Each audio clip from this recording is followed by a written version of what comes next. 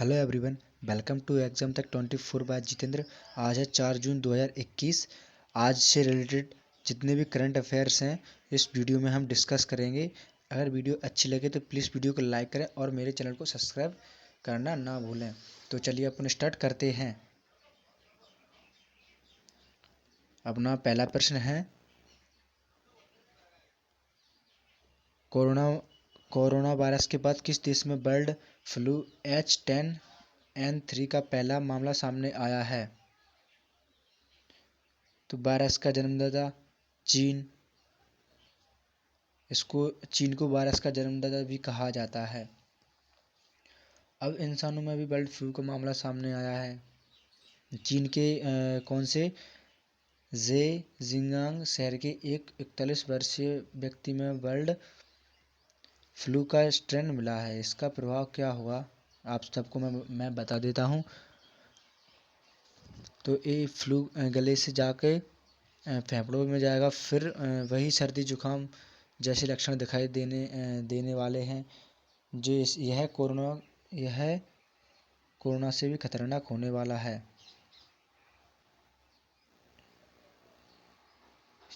चीन अपनी आदतों से बाज नहीं आएगा।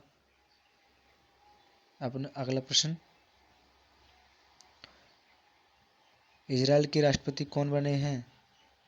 Reuben Rivlin, Isaac Herzog, Benjamin Netanyahu, इनमें से कोई नहीं। तो इसका बिल्कुल करेक्ट आंसर है इराक हर्जोग। इजराइल के नए राष्ट्रपति इसाक हर्जोग। और पीएम कौन है यहाँ के? Benjamin Netanyahu. यह इजराइल की 11वें राष्ट्रपति होंगे। वह रूबेल रिवालिन का स्थान लेंगे। रूबेल रिवालिन का स्थान लेंगे, जो 7 साल के कार्यकाल के बाद जुलाई 2021 में अपना कार्यकाल को पूरा करने के लिए तैयार हैं। ठीक है फ्रेंड्स। तो यहाँ के प्राइम मिनिस्टर कौन है? Benjamin Netanyahu. कैपिटल क्या है? यरूशलेम। और करेंसी क्या है? Israeli shekel. इजराइल और करंट अफेयर से भी थोड़ा मैं आपको वंचित करा देता हूँ। इजराइल विश्व का पहला देश बना है जिसने अपने आप को मास्क फ्री घोषित किया है। अगला प्रश्न, हाल ही में किस देश का सबसे बड़ा युद्धगर्ग भीषण आग लगने के बाद ओमान की खाड़ी में डूब गया है? तो बिल्कुल इसका करेक्ट आंसर है डी, ईरान। मैं आपको इसके बारे में कुछ मैं आपको बता देता हूँ। यह ईरान का सबसे बड़ा युद्धपात गर्ग है। ठीक है फ्रेंड्स। और अभी यह न्यूज़ आई है कि जो ओमान की खाड़ी है, जो ईरान का सबसे बड़ा युद्धपात है, इसी में आग लगने के कारण डूब गया है। इसे कोई बचा नहीं पाया, लेकिन इसमें जो कोई भी सवार थे ना, उन लोगों को बचा लिया गया है। और इस जहाज का नाम खरद्वीप के नाम पर रखा गया है, जो ईरान का सब मुख्य तेल टर्मिनल है। ओके फ्रेंड्स, यह जहाज़ ओमान की खाड़ी में तेहरान में लगभग 270 किलोमीटर दक्षिण पूर्व में जास्कर बंदरगाह के पास डूब गया है।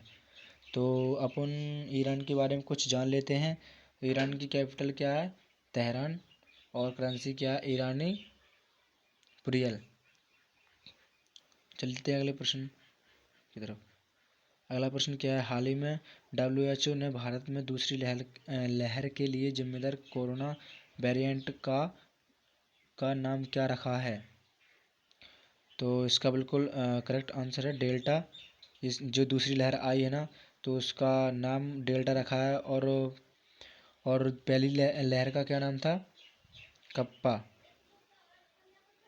पहली लहर आई थी, उसका नाम क्या था? कप्पा। और दूसरी लहर का नाम क्या? डेल्टा। Okay friends. और WHO के बारे में थोड़ा कुछ अपन जान लेते हैं। WHO की स्थापना 7 अप्रैल 1948 में हुई थी। WHO एक संयुक्त राष्ट्र की एक विशेष एजेंसी है जो अंतर्राष्ट्रीय सार्वजनिक स्वास्थ्य के लिए जिम्मेदार है और इसका मुख्यालय कहाँ है? जेनेवा स्विट्जरलैंड में। और यदि हम करंट से रिलेटेड करें तो केन्या के स्वास्थ्य मंत्रालय के कार्यवाहक महानिदेशक डॉक्टर पैट्रिक आमोथ, जो एक वर्ष की अवधि के लिए WHO कार्यकारी बोर्ड का अध्यक्ष नियुक्त किया गया है। एक वर्तमान में अध्यक्ष कौन है? डॉक्टर हर्षवर्धन का स्थान लेंगे। ओके फ्रेंड्स, और आगे आगे चलते हैं अपने अगले प्रश्न की तरफ। विश्व भर में किसानों के लिए विश्व का पहला नैनो यूरिया लिक्विड किसके द्वारा लॉन्च किया गया है? तो किसके द्वारा लॉन्च किया गया है? इफ़को के द्वारा लॉन्च किया गया है। तो इसके बारे में अपन कुछ जान लेते हैं। तो इसकी फुल फॉर्म क्या है? Introduction IFFCO nano urea liquid, इसकी फुल फॉर्म है। और अगला प्रश्न, बंगाल चुनाव लड़ने के समय अपनी राज्यसभा सीट से इस्तीफा देने वाले किस पत्रकार का राष्ट्रपति रामनाथ ने पुनः बचे हुए कार्यकाल के लिए राज्यसभा सदस्य मनोनीत किया है? तो इनका क्या नाम है इनका? जिनका नाम है स्वप्नदास गुप्ता नाम है। और अच्छा, अपने राष्ट्रपति रामनाथ कोविंद लोकसभा में कितने सदस्य मनोनीत कर सकते हैं? कितने कैसे कर सकते हैं लोकसभा में? 2। और राज्यसभा में 12। तो इन्हीं 12 में से एक क्या नाम था इनका? स्वप्नदास गुप्ता जी हैं। तो यदि राज्यसभा का कार्यकाल कितना रहता है? राज्यसभा का कार्यकाल कितना रहता है? 6। और लोकसभा का 5 रहता है। आप सभी लोगों को पता ही होगा। और अगला प्रश्न,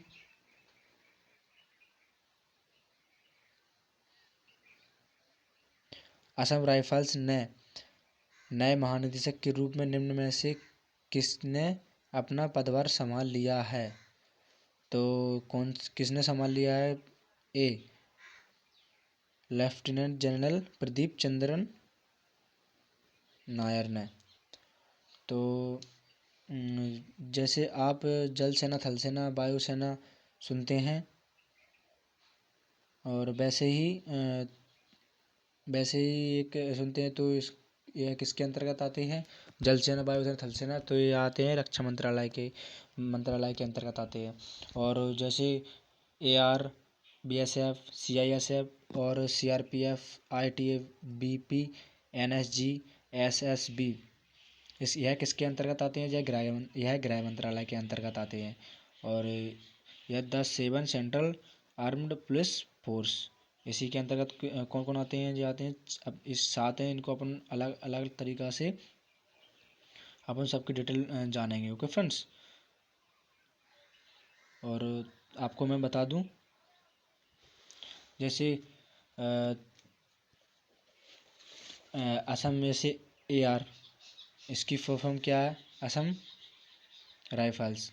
असम राइफल्स है, तो यह सबसे पुरानी पैरा मिलिट्री फोर्स भी है। इसकी स्थापना कब हुई थी? 1835 में। इसकी स्थापना कब हुई थी? 1835 में हुई थी। और अगला है अपना BSF। BSF को अपन क्या बोलते हैं? बॉर्डर सिक्योरिटी फोर्स भी बोलते हैं। और इसकी स्थापना कब हुई थी? 1965 में हुई थी। और इसकी स्थापना कब हुई थी? पाकिस्तानी से अपना लड़ाई हुई थी ना 1962 में, तभी इसकी स्थापना की गई थी। अगला है CISF। CISF के से अपन क्या बोलते हैं? Central industrial security force. इसकी स्थापना कब हुई थी? 1969 में।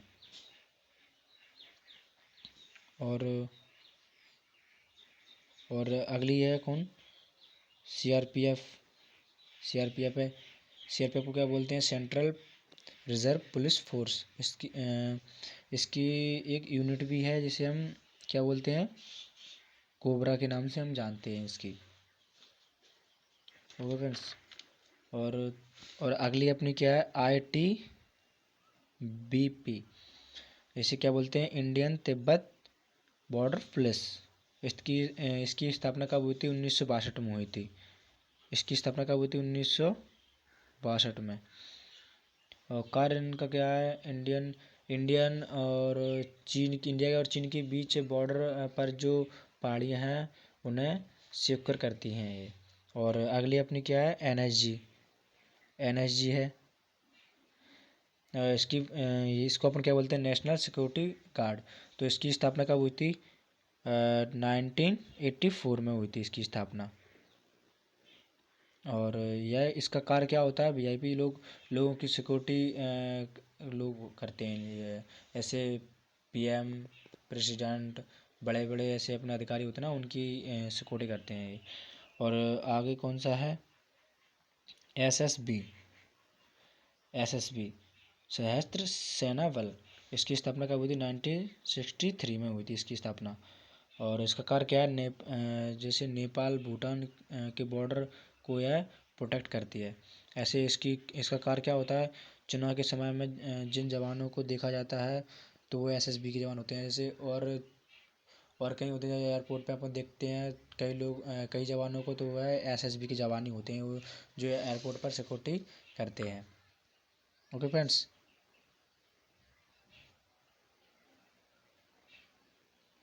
सॉरी जी, दूसरे का यहाँ पे आ गया, उसका इफ़को वाला यहाँ पे आ गया, सॉरी। अगला अपना प्रश्न है, महाराष्ट्र सरकार ने EWS कैटेगरी में मराठा समुदाय को कितने प्रतिशत आरक्षण देने की घोषणा की है? तो कितनी की घोषणा की है? 10% की देने की घोषणा की है। यहाँ के आपको कैपिटल ये तो सब आपको पता ही होगा। तो वैसे अपन करंट के बारे में थोड़ा अपन कुछ जान लेते हैं। यहाँ का एक पालघर है, इसका एक GI टैग प्राप्त प्रोजेक्ट, इसका नाम क्या है? चीकू, जो किसी निर्यात किया गया है? ब्रिटेन को। ठीक है फ्रेंड्स। और अगला अपना प्रश्न है, भारत की सबसे बड़ी ऑनलाइन फार्मेसी बनने के लिए फार्माजी ने किसका अधिग्रहण किया है? किसका अधिग्रहण? तो इसका क्या? मेडलाइफ बिल्कुल राइट है। और इसके बारे में थोड़ा अपन कुछ जान लेते हैं। फार्माजाइज मेडलाइफ के अधिग्रहण की घोषणा की, जिसमें यह भारत का सबसे बड़ा ऑनलाइन फार्मेसी बन गई है। यह एक घोषणा यह सौदा फार्मेजी के घरेलू ऑनलाइन फार्मेसी क्षेत्र में सबसे बड़ा खिलाड़ी बना देगा, जिसमें संयुक्त इकाई के 2 महीने मिलियन ग्राहकों की सेवा कर सकेगी। Okay friends. अगला प्रश्न अपना लास्ट क्वेश्चन कर रहे हैं आज की वीडियो का। तो आज का प्रश्न क्या है? 3 जून को कौन सा महत्वपूर्ण दिवस मनाया गया है? तो कौन सा दिवस मनाया गया? तो विश्व साइकिल दिवस मनाया गया है। और 1 जून को क्या मनाया गया है? विश्व दुग्ध दिवस। और 1 जून को मनाया गया है विश्व दुग्ध दिवस। और 2 जून को तेलंगाना गठन दिवस मनाया गया है।